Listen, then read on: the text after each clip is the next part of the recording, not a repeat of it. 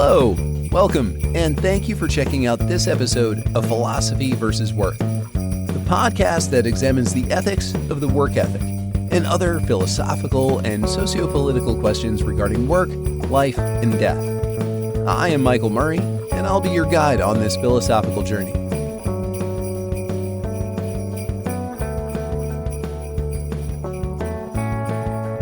Episode 17, Market Stalinism and the Marxist Supernanny. Hey all, welcome to part 3 of our look at Mark Fisher's Capitalist Realism, Is There No Alternative? And the last episode of the year. Between the holidays and trying to hustle some VO work to pay the bills, this episode's late as I recently finished the largest voiceover project I've worked on to date, which was about 3 hours of finished character work. And no, unfortunately, you're never going to hear any of it. It was just some corporate TTS system training, so don't expect to hear me on something animated anytime soon. It was fun, but man, editing 3 hours of finished audio and cataloging 71 WAV files is, tedious. I was a bit spent after knocking that out, so this got put on the shelf for a week.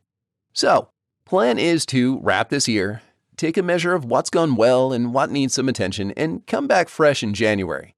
And then closing out this section on thinking utopian about the problem of work. Speaking of, when we pick back up, we'll be looking at James Livingston's No More Work, Why Full Employment is a Bad Idea. And circling back to Kathy Weeks, The Problem with Work, Feminism, Marxism, Anti-Work Politics, and Post-Work Imaginaries, to do a deeper dive into some of the theory she's leveraging and her non-teleological utopian approach to dealing with the problem. Then we'll have a bit of a section conclusion, and I'm going to try to set up another happy hour conversation, with better audio this time, before moving on to history, where we'll take a look at some of the masters of suspicion, Freud, Marx, and Nietzsche, Max Weber, Walter Benjamin, Michel Foucault, and others. If you're interested in a really comprehensive examination of the history of work, I strongly recommend checking out Work, A Deep History from the Stone Age to the Age of Robots by James Sussman. I listened to the audiobook. I'm recording one right now, but I still can't bring myself to say I read an audiobook, unless of course I'm the one literally reading it. I don't know. Maybe I'm old-fashioned, maybe some scrap of analytic philosophy took root somewhere deep in my psyche and structures the way I use words. Sussman's text is a fascinating and, did I say comprehensive, look at the anthropological, biological, and sociopolitical history of work. The audiobook is like 14 hours, and it's narrated by Nicholas Guy Smith, who does a fantastic job. What we're going to be looking at, though, is more of the philosophy side, or the intellectual history side of the problem of work, that informs how we got where we are now and where we're hoping to go. So, Nietzsche's and Foucault's genealogical approach to history, Freud's psychoanalytical method and its sociological importance, Weber's sociological analysis of how the logic of capitalist work is indebted to Protestant Christianity, Marx's historical materialism, following from Hegel, and informing later thinkers like Benjamin, Sartre and de Beauvoir, Foucault and Deleuze, Horkheimer and Adorno, Berardi, Negri, Gramsci, and so on, that have all concerned themselves with history, ethics, social justice, and labor, and, of course, the M word itself, Marxism. I've only got a loose outline right now. I'll be working on that over the break, but I think that will take us pretty much into the summer, another break, and then the start of Philosophy versus Work Season 2. While on the topic of holidays, work hustles, and the future of this podcast, did you know that you can support the show? I know some of you do, and sincerely, thank you. Every little bit helps. There's a support link on the hosting page, philosophyversuswork.buzzsprout.com. Side note, Buzzsprout instituted a bit of a visual revamp recently, so if you're curious about the social media links, they're now on the bottom of that page, so just scroll down. And there's the Patreon site, patreon.com/c/philosophy versus work. You can find a link to that on both the Buzzsprout site, it's the one with the external website icon, and the YouTube channel. Patreon currently offers $3 and $6 tiers. There's no difference in what membership gets you. We don't have swag or t-shirts or anything. Yet, anyway. It's just up to what you believe the show is worth to you. And Buzzsprout offers 3, 5, 8, and 10. Man, I need to get into the actual content before I turn into NPR.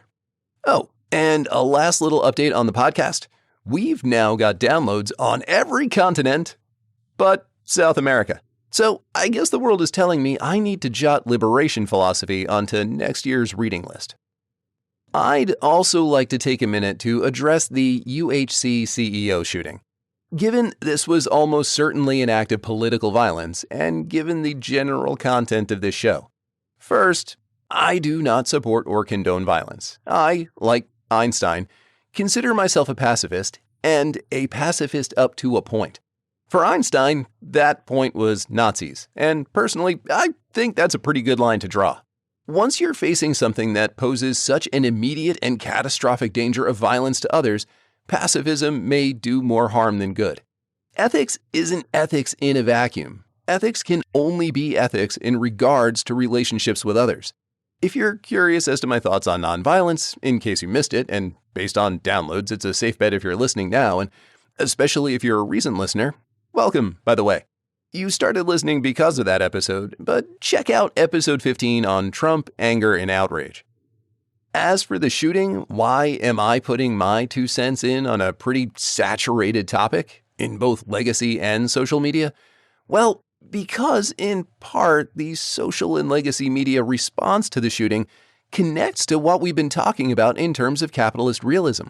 On the one hand, you have the legacy or mainstream media, liberal and conservative, condemning the action, condemning the ambivalent to sympathetic public response, covering United Healthcare's security response, and importantly, in many, but by no means all cases, sidestepping United Health's coverage denial process and the real harm they've done to the public, especially children and the elderly, or focusing on the police action of the manhunt and what the police are doing to appear to keep the public safe, also sidestepping that this was a targeted act of political violence and that this wasn't someone shooting into a theater or arena or some other public venue and posed next to no threat to the general public. If anything, the biggest risk to the public was getting caught in some police standoff or having the misfortune of looking anything like the shooter and being assaulted by some vigilante or wannabe hero cop. Now that he's been peacefully captured, personally, I think it says a lot that he managed to get from New York City to Altoona, Pennsylvania, on public transportation no less, either unseen or at least unreported, only to be turned into police in a county where over 70% voted for Trump. It's just a question now of how much light of day legacy media is going to give to the trial and what the judge will allow publicized, as well as into evidence and testimony. For example, how much will the public get to hear about Brian Thompson's involvement in UHC's industry-leading 32% claim denial rate or 90% denial rate algorithm? Will anything about UHC be admitted into evidence? How much will be made public in the media? And, of course, what impact, if any, will that have on UHC's share price? And, ultimately, what will Congress do, if anything, as regards UHC's Medicare and ACA coverage? Will anything be done to rein them in, or will the government keep paying them to literally get away with murder by gross negligence? Granted, it's difficult to even pretend negligence when the policy intends to let people die painfully as long as it's better for the bottom line. Since the shooting, there has been some, I won't go so far as to call it disinformation.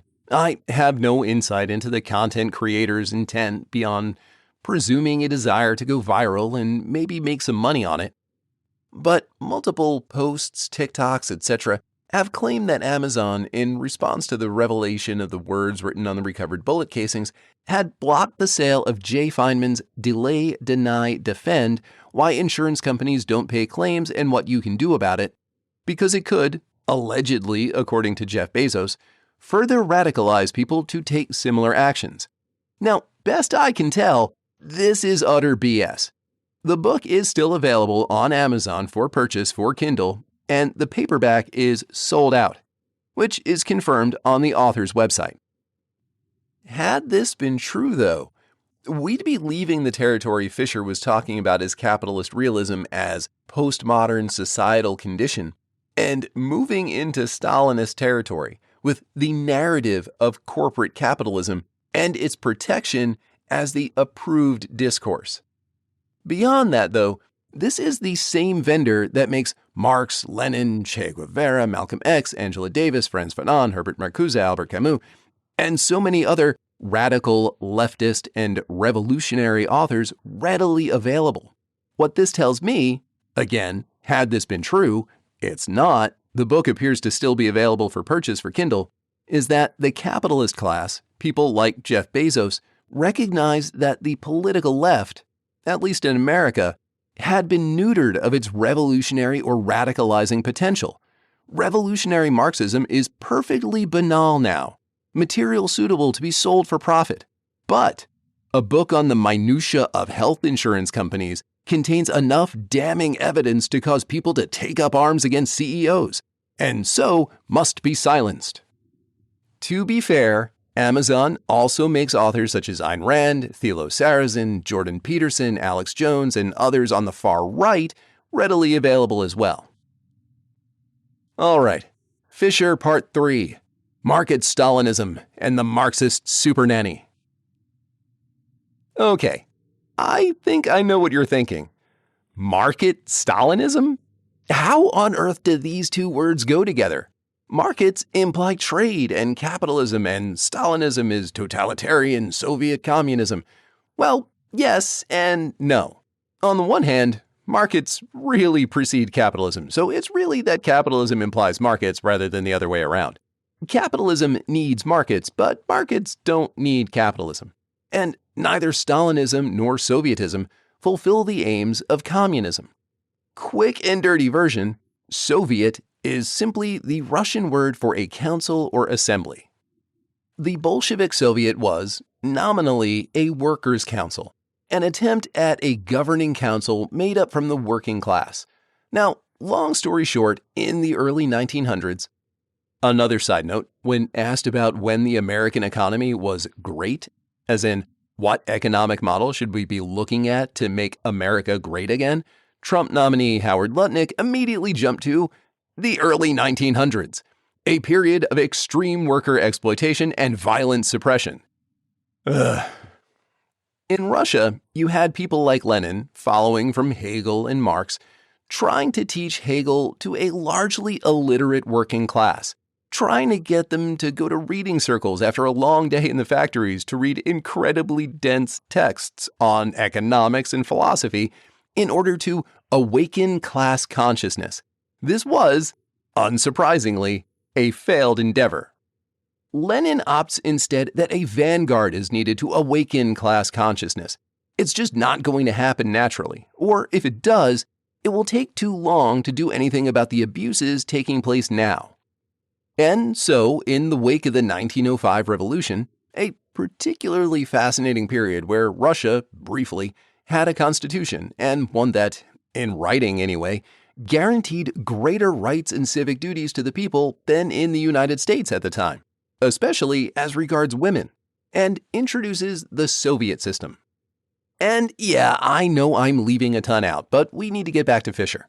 Of these local governmental councils, the councils were comprised of workers, socialist revolutionaries, anarchists, fighting directly against the Tsarist government, and following the 1917 revolutions, the first, the February or bourgeois or democratic revolution, and then the famed October or Bolshevik or socialist revolution, after the Germans smuggle Lenin back to Russia in order to get Russia out of World War I.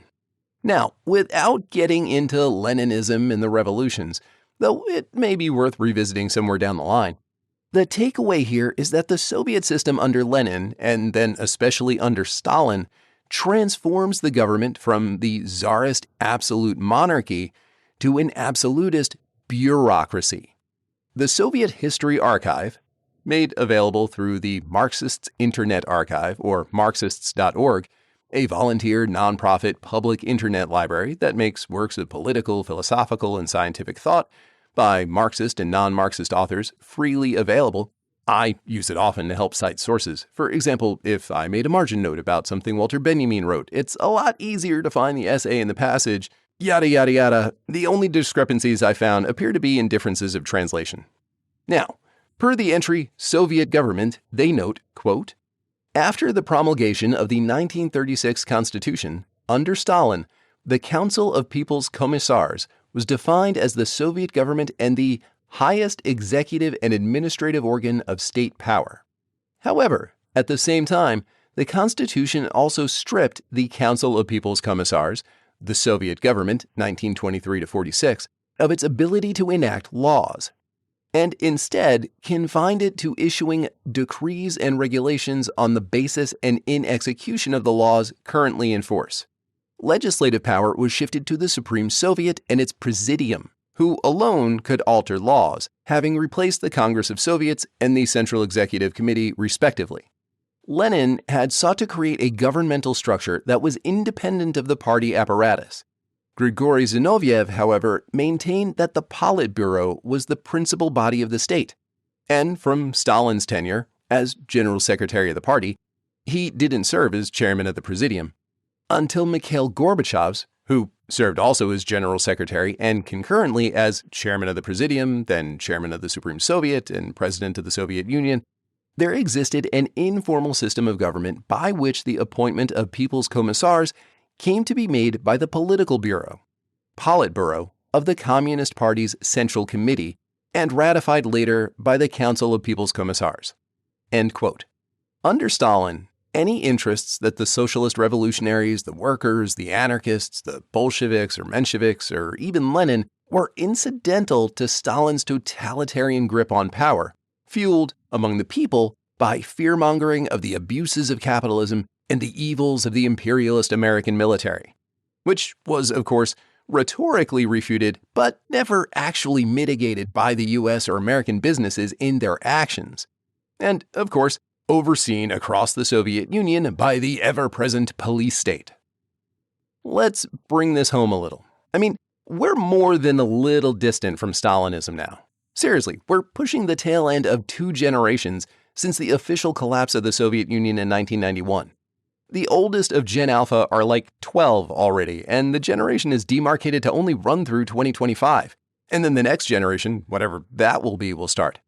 If you're an American, imagine a system of government like ours, but without federalism and where everyone is from the same party.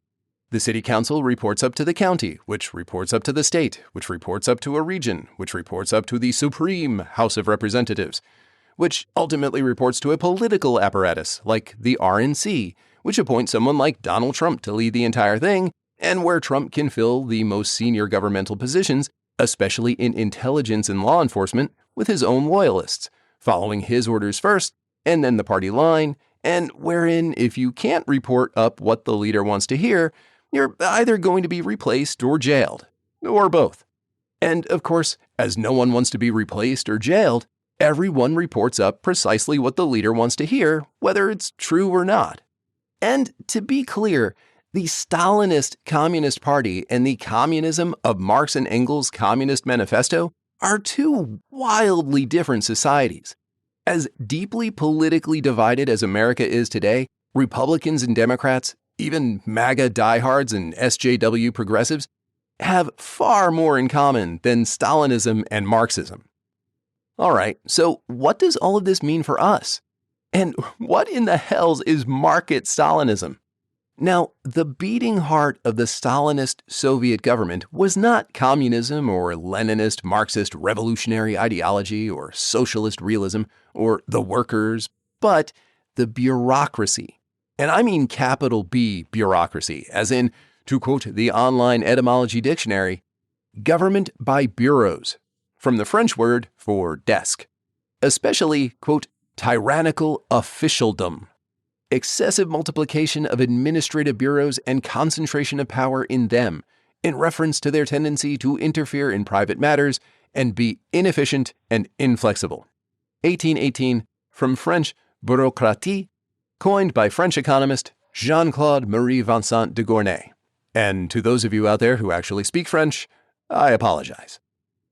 Fisher points to 1999's Office Space as a brilliant case study for both the corporate and service hospitality workplace, especially in the 90s and early 2000s, as in the corporate office, a, quote, mixture of shirt sleeves informality and quiet authoritarianism, end quote. And in the chain restaurant, the employees required and regulated self-expression, individuality and creativity expressed in terms that, quote, have become intrinsic to labor in control societies, which now make effective as well as productive demands on workers. Fisher points to the scene where Jennifer Aniston's Joanna is informed that her 7 pieces of flair, while being, quote, officially enough, is actually inadequate. I'd like to point to one of my favorite examples that I've experienced in both the corporate office and chain restaurant worlds, what I call the false rubric employee review. So, back in grad school, as a TA, if I were grading papers, I'd have a rubric. Now, most professors, in my experience, would also provide the rubric to students so they knew what they were going to be graded on. A rubric by which to determine what grade the paper received, as much of an essay, especially a position paper, could be taken as subjective. Here's an objective outline on what's worth an A, B, C, etc. grade. If they meet the criteria for an A, then they get an A.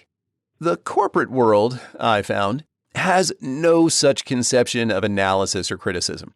The rubric provided as to what qualifies as outstanding, exceeds expectations, meets expectations, needs improvement, are goalposts that, at the top end, can never be met. The corporate manager lines are as such. 1. As there is always room for improvement, there's no such thing as perfect or outstanding or 5 out of 5, etc. The best performing, most passionate, most loyal employee will only ever be able to achieve like a 4.7-ish score. 2.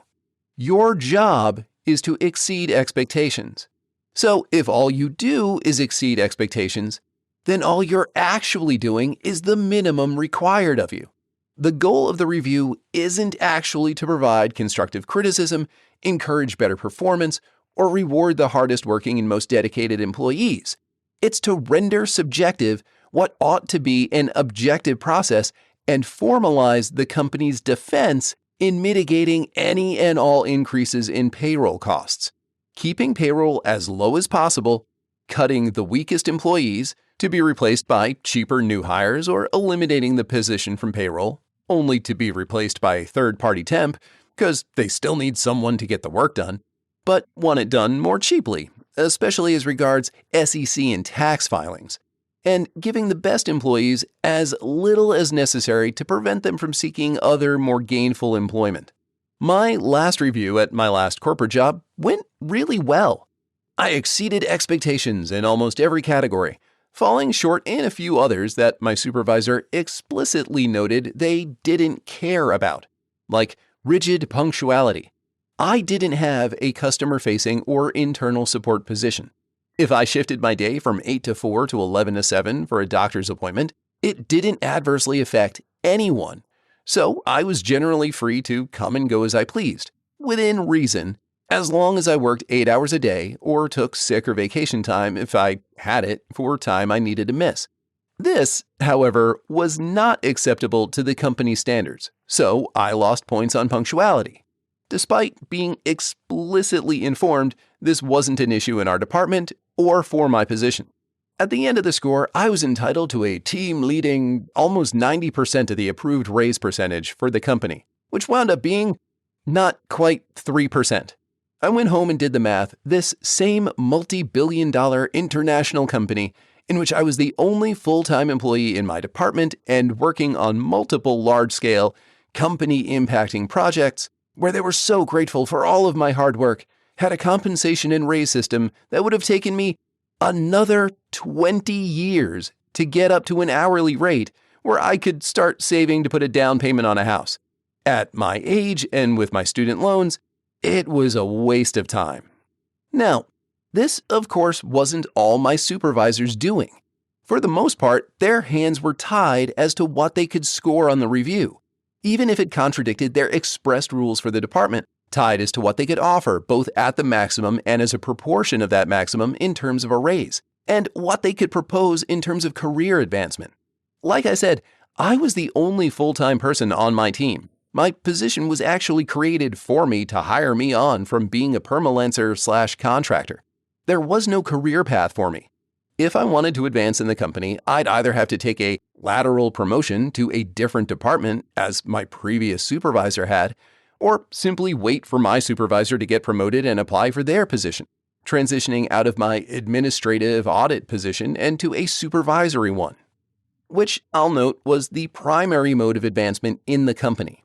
The branch manager turnover that I witnessed seemed crazy to me, but branch manager, as I learned, was often held out as a carrot to keep top-performing salespeople both in the company and feeling like they were advancing in their career. Though they often, and fairly quickly, took demotions back to sales or left the company altogether after they realized management meant more work, more responsibility, and in many cases, much less money. From my end, there were only 3 positions between my role and the company's CIO, and 2 of them were principally supervisory. The odds of advancement without jumping to another department were extraordinarily slim. Okay, so why bring this up? Well, because it points to something, and Graeber brings this up in Bullshit Jobs as well, that was allegedly never supposed to happen in a capitalist system: the entrenched, sclerotic bureaucracy of the corporation. Capitalism, allegedly, drives innovation. Entrenchment and sclerosis is supposed to mean business death. This level of bureaucracy is only supposed to exist in communist, socialist, and I'm using air quotes here, or state-managed economies. Fisher notes, quote, "Initially, it might appear to be a mystery that bureaucratic measures should have intensified under neoliberal governments that have presented themselves as anti-bureaucratic and anti-Stalinist. Yet new kinds of bureaucracy, aims and objectives, outcomes, mission statements, have proliferated, even as neoliberal rhetoric about the end of top-down, centralized control has gained preeminence. It might seem that bureaucracy is a kind of return of the repressed, ironically reemerging at the heart of a system which has professed to destroy it." End quote. Little bit of unpacking. As a reminder, neoliberal does not mean liberal in the sense of liberal Democrats or socially liberal, fiscally conservative, rhetorical labeling. Neoliberalism, and we'll get into this in detail next year, is a right-of-center update to classical liberalism that holds that the economy, and specifically a capitalist economy, trumps governance. Now, unlike libertarianism, which holds the government's primary functions are to provide police, fire, and military defense and otherwise follow the lead of the market, intervening only in the case of free contract violation, neoliberalism does believe in a strong but limited constitutional democratic government and a bare-bones welfare state that essentially sets a basement people can climb out of if or when they hit rock bottom.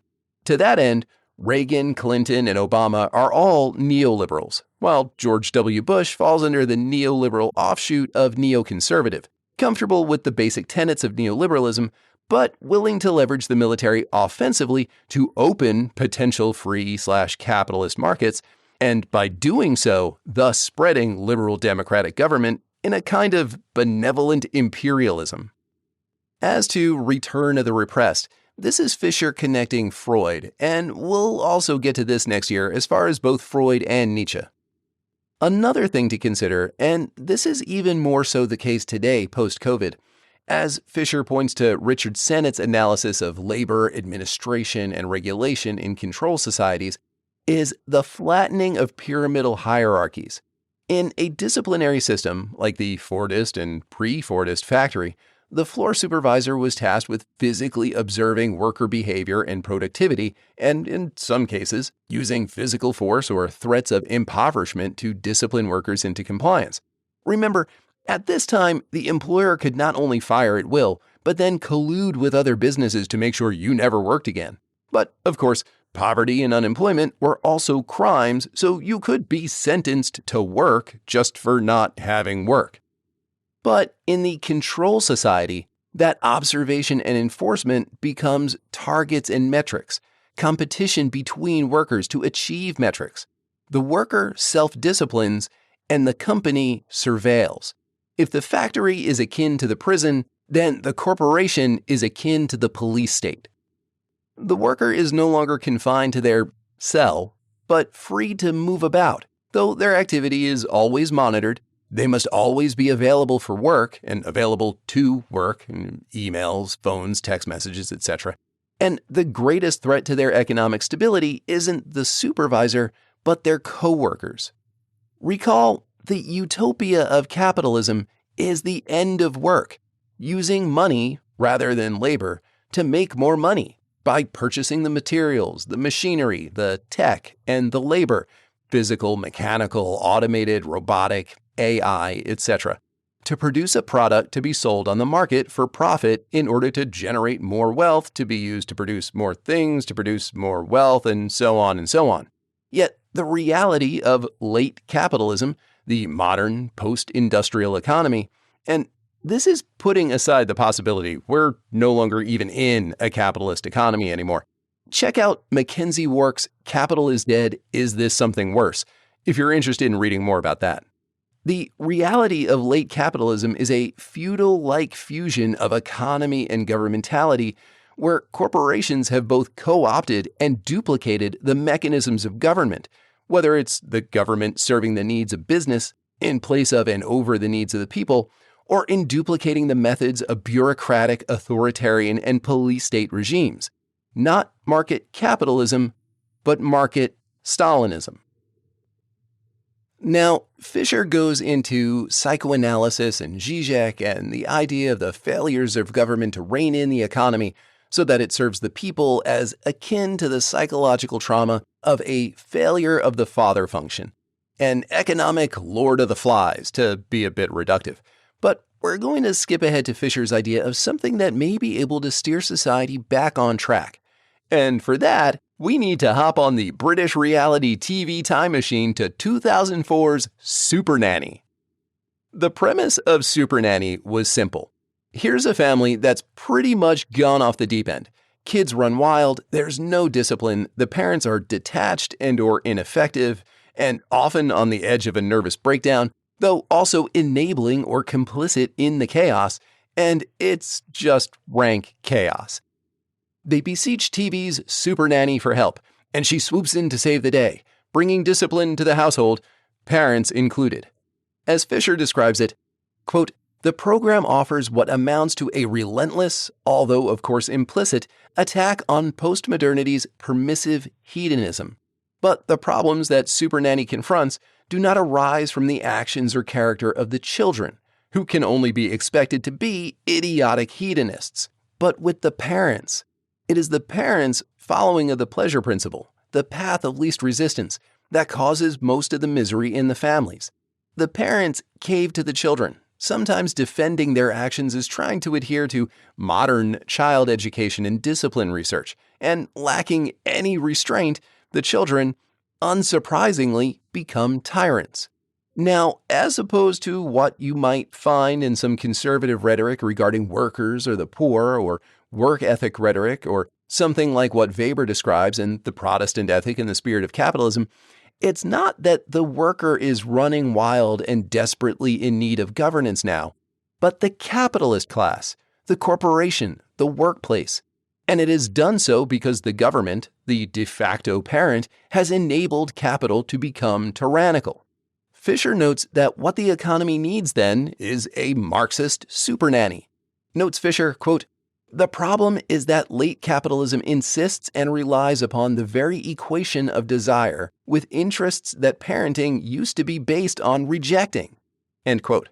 Side note, this centrality of the conversion of desire to need in commercial markets can largely be laid at the feet of one Edward Bernays, Freud's son-in-law, who bastardized Freud's research on psychoanalysis and converted its basic premises from therapeutic to exploitative, leveraging the techniques of talk therapy in order to persuade and manipulate. Today, he's considered the godfather of marketing and PR. Now, there is a major flaw in Fisher's suggestion for moving forward, and that's that the moment of crisis in the wake of the 2007-2008 financial crash and the Great Recession has passed. As former White House Chief of Staff Rahm Emanuel under President Obama had noted, never let a good crisis go to waste. Well, ironically, that's precisely what happened. The financial crisis was met with a massive transfer of public wealth to private for-profit banks and other industries, many of which were directly at the heart and whose actions directly led to the crisis. Fisher's argument was that this should have been the ideal time for a Marxist supernanny of sorts to swoop in and bring discipline by impressing austerity on the capital market, accepting that that would entail a, quote, new ascesis on the part of consumers that couldn't then have every desire that the market had convinced them were actually needs immediately fulfilled. Granted, Fisher also notes another impending crisis, though I suspect his hope was that in tackling the immediate crisis of the financial crash, we could begin to institute policy that would mitigate the coming environmental crisis. Notes Fisher, nothing contradicts capitalism's constitutive imperative towards growth more than the concept of rationing goods and resources. Yet it is becoming uncomfortably clear that consumer self-regulation and the market will not by themselves avert environmental catastrophe. All right, now, I did say I was going to try to end this on a more hopeful, forward-thinking note, since when we return, we'll be looking at the utopian side of the problem with work, rather than the problem with utopian thinking. But keep in mind, as we're working through Fisher, the real problem isn't utopian thinking as such, but rather the lack of utopian thinking in that there is, under capitalist realism, a lack of political imagination for something that could truly compete with capitalism, as opposed to mere modifications to capitalism that we typically see today from even the furthest left American Democrat or British labor leaders. Fisher had hoped the financial crisis that sparked the Great Recession had brought us to a year zero, citing British political theorist Alex Williams in calling the political condition of the time in the middle of the crisis as a, quote, political landscape littered with ideological rubble. He felt the crisis was such that the space had been cleared for a new anti-capitalism to emerge, one which wasn't necessarily bound to the old forms of anti-capitalism or the doomed proletarian romanticism of class consciousness and revolution. Notes Fisher, quote, it is crucial that a genuinely revitalized left confidently occupy the new political terrain, a renewal that is not a return. An effective anti-capitalism must be a rival to capital, not a reaction to it. Anti-capitalism must oppose capital's globalism with its own authentic universality. Nothing is inherently political. Politicization requires a political agent which can transform the taken for granted into the up for grabs. If neoliberalism triumphed by incorporating the post-68 working class, a new left could begin by building on the desires which neoliberalism has generated, but which it has been unable to satisfy. What is needed is a new struggle over work and who controls it, an assertion of worker autonomy, as opposed to control by management, together with a rejection of certain kinds of labor, such as the excessive auditing, i.e. scopophilic surveillance, which has become the central feature of work in post-Fordism. This is a struggle that can be won, but only if a new political subject coalesces. End quote. Fisher calls for the withdrawal of all forms of labor only noticed by management, those subject to the mechanisms of surveillance. So, not the production of goods and services that necessarily impact the general public, but the forms of work tied up in market Stalinism, which I'm updating a bit for a post-COVID world. Self-reporting, surveillance, mouse and keyboard tracking, laptop cameras, in-office requirements for positions that don't perform any required work that would need to be done in the office, unceasing meetings, and much of the forms of tedious Orwellian make-work David Graeber identifies in bullshit jobs. Ultimately, the takeaway, though, is that the struggle against capitalist realism is a struggle that can be won. It may, and most likely will, take a crisis, and probably a pretty bad one. And there will likely be pain and suffering, and struggle and austerity.